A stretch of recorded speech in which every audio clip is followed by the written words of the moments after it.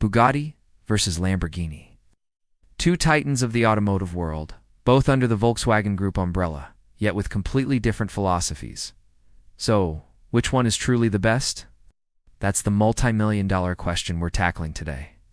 Let's peel back the layers and see what makes these giants tick. First, let's talk heritage.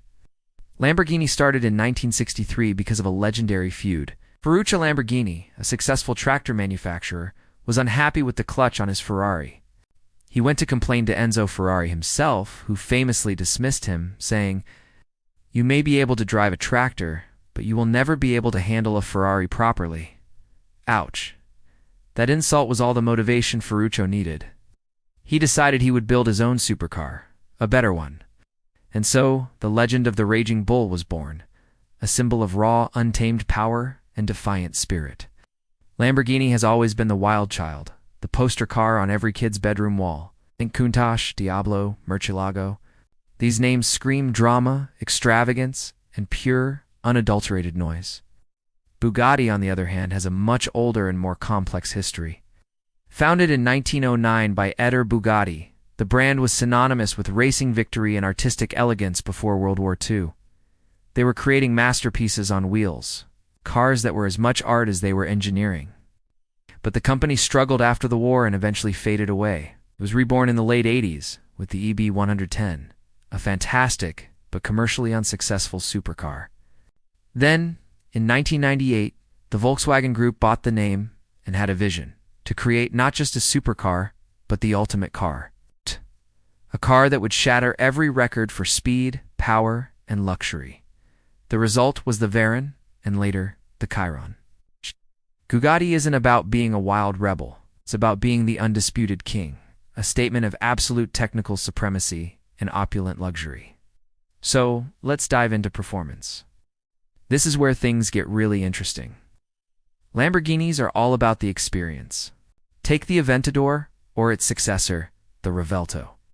They are powered by monstrous, naturally aspirated V12 engines, or in the Revuelto's case, a V12 hybrid. The sound they make is a symphony of mechanical fury. It's an emotional, visceral experience. When you drive a Lamborghini, you're not just going fast. You're participating in a spectacle. They handle like go-karts on steroids, sharp, direct, and demanding your full attention. They are designed to thrill you, to make your heart pound with every gear shift and every corner. They're not the fastest cars in a straight line anymore, but that's not the point. The point is the drama, the noise, the feeling of taming a beast. Now, Bugatti. If Lamborghini is about raw emotion, Bugatti is about overwhelming force. Let's talk about the Chiron. At its heart is an 8.0-liter, quad-turbocharged W16 engine. Yes, 16 cylinders. The numbers are just staggering. Over 1,500 horsepower and a top speed electronically limited to 261 miles per hour, or 420 kilometers per hour. Some special editions, like the Chiron Supersport 300 Plus, have officially broken the 300-mile-per-hour barrier. This isn't just speed. It's a level of performance that borders on the absurd. Driving a Bugatti is a different kind of thrill. It's the sensation of relentless, effortless acceleration. It pins you to your seat with a force that feels like a rocket launch. Unlike the screaming Lamborghini, the Bugatti is surprisingly refined. It's designed to be stable and manageable even at ludicrous speeds. It's less of a wild beast and more of a private jet for the road. It's about achieving the impossible with impeccable engineering and composure. Next up, design and aesthetics. Both brands are masters of creating head-turning cars, but they approach it from different angles.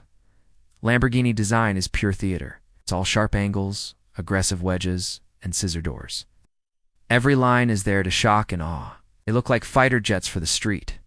The colors are often bright and loud. Think lime green, bright orange, vibrant yellow. A Lamborghini is designed to be noticed, to be the center of attention wherever it goes. It's a bold, unapologetic statement of wealth and excitement. You don't buy a Lamborghini to be subtle. Bugatti's design language is more understated, if you can even use that word for a multi-million-dollar hypercar. It's all about elegant curves and flowing lines. The iconic C-shaped line on the side of the Chiron is a signature element, a nod to classic Bugatti models from the past. The horseshoe grille is another historic trademark. While still incredibly imposing, a Bugatti has a sense of timeless elegance and sophistication. It's less about screaming for attention and more about commanding respect through its sheer presence and perfect proportions. The craftsmanship is on another level. The interiors are less like a cockpit and more like a luxury lounge, with the finest leathers, metals, and carbon fiber all seamlessly integrated. Let's talk about practicality and usability, which might sound silly when discussing hypercars, but it's a valid point. Lamborghinis, especially the V12 models, are notoriously difficult to live with. Visibility is poor. They are wide and low, making speed bumps and driveways a nightmare, and the ride is incredibly firm. They are weekend toys, special occasion cars that you take out for a blast on a perfect road or to make an entrance at an event. They demand compromises from the driver in the name of performance and style. A Bugatti, surprisingly, is a different story. One of the core mandates for the Veyron and Chiron was that it had to be as easy to drive as a Volkswagen Golf, and they pretty much achieved it. The ride is comfortable, the cabin is quiet at normal speeds, and it's surprisingly easy to maneuver in traffic, considering its size and power. You could, in theory, use a Bugatti as a daily driver or for a long-distance road trip across a continent in absolute comfort and luxury. It's a grand tourer and a hypercar rolled into one. It offers a breadth of capability that is unmatched. It can be a docile luxury car one moment and a record-breaking speed machine the next. Finally, we have to talk about price and exclusivity. Both are astronomically expensive, but Bugatti operates on a whole other planet. A new Lamborghini, like the Revelto, will start at over $500,000. It's an insane amount of money, but it's in the same ballpark as its rivals from Ferrari or McLaren.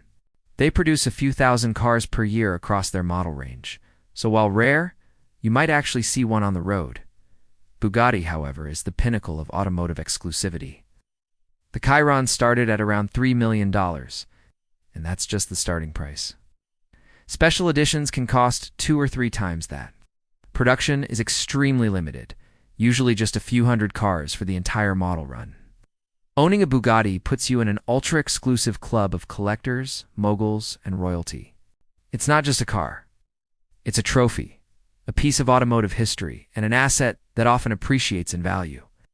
So who is the best? It's impossible to give a single answer because they are playing 2 different games. Lamborghini is the best at creating an emotional, raw, and exhilarating supercar experience. It's the wild, passionate heart of the automotive world. It's for the person who wants to feel every sensation of driving, who loves the noise, the drama, and the rebellious spirit. It's a thrill ride.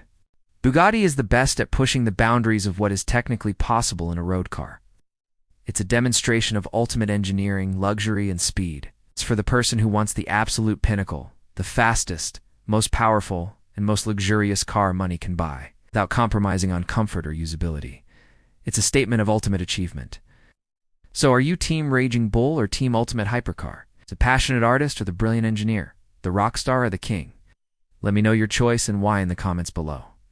It's a fun debate, and there's really no wrong answer when you're talking about cars this incredible.